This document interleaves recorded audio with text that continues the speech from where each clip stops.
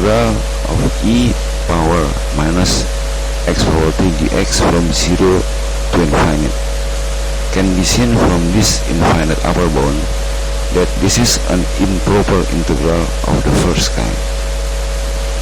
The first step is to suppose x power 3 equals to t. So we can write here, suppose that t equals x power 3. Then we can take the first derivative of both left and right side with respect to t. So on the left side we have dt over dt, and on the right side, since the variable is x, we can use the chain rule as follows. dx3 is derived with respect to x first, then dx over dt. So on the left side we have dt over dt equals 1, and on the right side we have dx3 over dx equals 3x squared.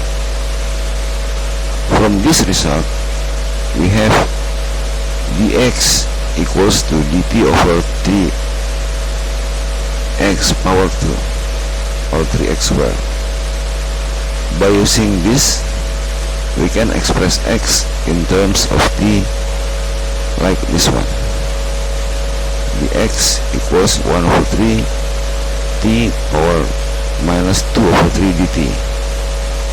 Now let's see the integral in question. Now x power 3 can be replaced by t, and the x can be replaced by this. So we have here,